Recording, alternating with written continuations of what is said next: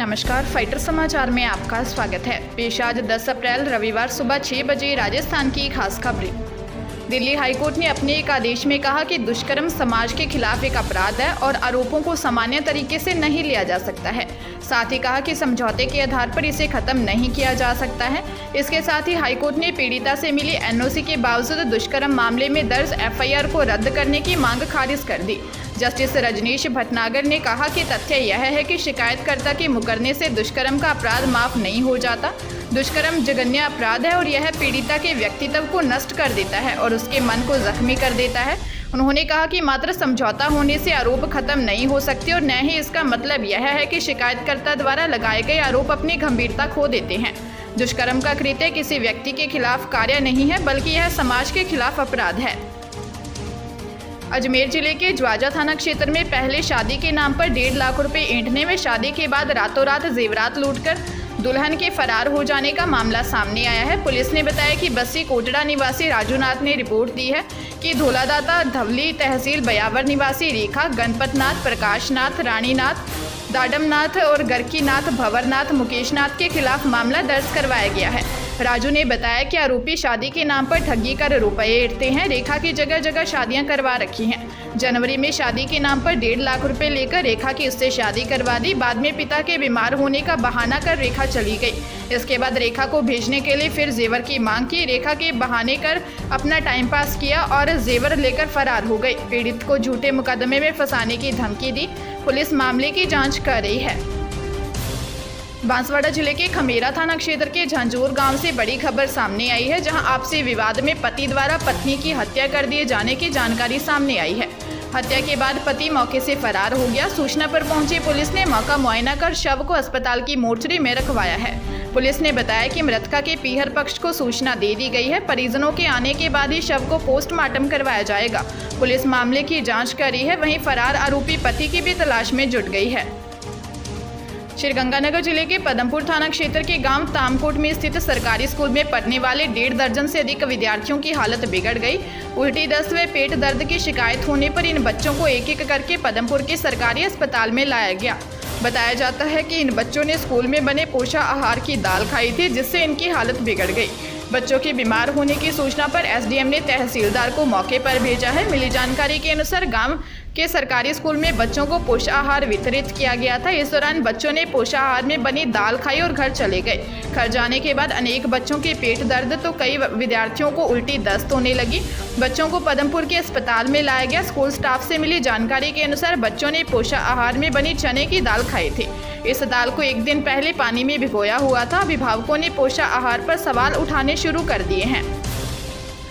गैंगस्टरों के साथ किसी भी तरह की नरमी न बरतने का आदेश देते हुए पंजाब के मुख्यमंत्री भगवंत सिंह मान ने एंटी गैंगस्टर टास्क फोर्स को राज्य में से गैंगस्टरों का बिल्कुल सफाया करने के लिए कहा। उन्होंने कहा कि इससे लोगों का कानून व्यवस्था में भरोसा कायम किया जा सकेगा।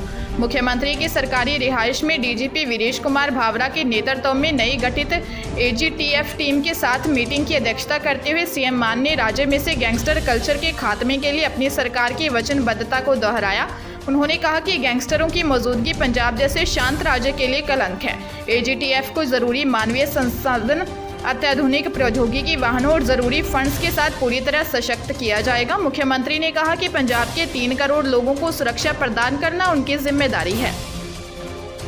जयपुर जिले के कानोता थाना क्षेत्र में रुपए लेने वाले ने नहीं देने वाले ने सुसाइड कर लिया।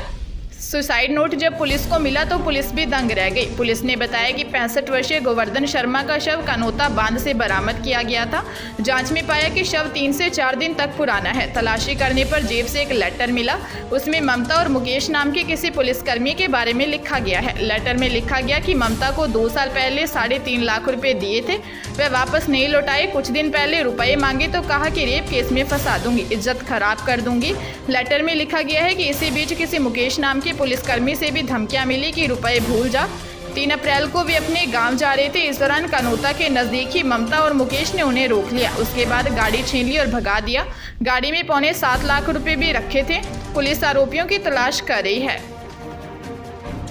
सीकर के गुरुकुल यूनिवर्सिटी से जुड़े विवाद के मामले में सरकार ने प्रोफेसर अमेरिका सिंह कमेटी के 3 सदस्यों पर कार्रवाई की है। मामले में जांच के लिए 25 मार्च को जयपुर के संभागीय आयुक्त दिनेश कुमार यादव की अध्यक्षता में एक कमेटी बनाई गई थी। 4 मेंबरी इस कमेटी की जांच में प्रोफेसर अमेरिका सिंह, कमेटी के सदस्य professor GS Rathore, professor Jayant Singh और प्रोफेसर विजय बेनीवाल को दोषी पाया गया। तीनों को सरकार ने कमेटी की सदस्यता का दुरुपयोग करने का दोषी माना है। ऐसे में लॉ कॉलेज अलवर के प्रोफेसर विजय बेनीवाल को सस्पेंड कर दिया गया है। दूसरी ओर सुखाड़िया यूनिवर्सिटी के प्रोफेसर GS राठौर और राजस्थान यूनिवर्सिटी के प्रोफेसर जयंत सिंह को सस्पेंड करने के लिए राजस्थान यूनिवर्सिटी और सुखाड़िया यूनिवर्सिटी के कुलपति को आदेश जारी किए हैं। लाखों छात्रों के लिए अच्छी खबर सामने आई है। केंद्रीय माध्यमिक शिक्षा बोर्ड यानी कि CBSE की ओर से 10वीं और 12वीं कक्षा की बोर्ड परीक्षा के लिए प्रवेश पत्र को जल्द ही जारी किया जाएगा। ऐसा अंदाजा लगाया जा रहा है कि प्रवेश पत्र अगले हफ्ते जारी किए जा सकते हैं। जो भी छात्र इस साल CBSE टर्म 2 परीक्षा में शामिल होने वाले हैं वे अपना प्रवेश पत्र बोर्ड की आधिकारिक वेबसाइट पर जाकर चेक को डाउनलोड कर सकेंगे। केंद्रीय माध्यमिक शिक्षा बोर्ड की ओर से 10वीं और 12वीं कक्षा की टर्म 2 बोर्ड परीक्षा का आयोजन 26 अप्रैल से शुरू किया जाएगा। परीक्षा का आयोजन देश भर के विभिन्न परीक्षा केंद्रों पर सभी कोरोना गाइडलाइन का पालन करते हुए किया जाएगा। हनुमानगढ़ जिले के संगरिया थाना क्षेत्र में ससुराल में अपनी पत्नी को लेने आए व्यक्ति की ससुर से कहासुनी हो गई, जो बाद में मारपीट में बदल गई। मारपीट के दौरान ससुर घायल हो गया, जिसे अस्पताल में ले जाया गया, जहां उसकी मौत हो गई। पुलिस सूत्रों से मिली जानकारी के अनुसार वार्ड नंबर 28 में रहने वाले तारा सिंह ने मुकदमा दर्ज करवाया कि उसके भाई भोला सिंह की पुत्री परवीन का विवाह डबवाली के निकट गांव किंगरा में रहने वाले सुरेंद्र के साथ हुआ था। शादी के बाद परवीन को उसका पति व ससुराल के अन्य सदस्य परेशान करने लगे और उसे घर से निकाल दिया। इसके बाद परवीन संगरिया में आ गई। कल सुरेंद्र जगाज व मंजीत सिंह संगरिया में आए। तारा सिंह ने बताया कि इस दौरान सुरेंद्र सिंह वगैरह ने भोला सिंह के साथ मारपीट की, जिससे वह घायल हो गया। उसे अस्पताल लाया गया, जहां इलाज के दौरान उसकी मौत हो गई। पुलिस मामले की जाँच कर रही है। बढ़ती गर्मी के चलते सोमवार यानी 11 अप्रैल से न्यायालय का समय बदल जाएगा। 11 अप्रैल से 26 जून तक उच्च न्यायालय का समय सुबह 8 बजे से 1 बजे तक होगा। इसी बीच 10:30 से 11 बजे तक मध्यांतर होगा। वहीं उच्च न्यायालय में कार्यालय का समय 7:30 बजे से 1 बजे तक होगा। ग्रीष्मकाल के चलते अधीनस्थ न्यायालय के समय में भी बदलाव किया गया है। अधीनस्थ न्यायालय का समय सुबह 8 बजे से 12:30 बजे तक रहेगा। वहीं कार्यालय का समय 7:30 से 1 बजे तक होगा। इस संबंध में बताया गया है कि पीठासीन अधिकारी सुबह 7:30 से 8 और 12:30 से 1 बजे तक चैम्बर्स में कार्य करेंगे।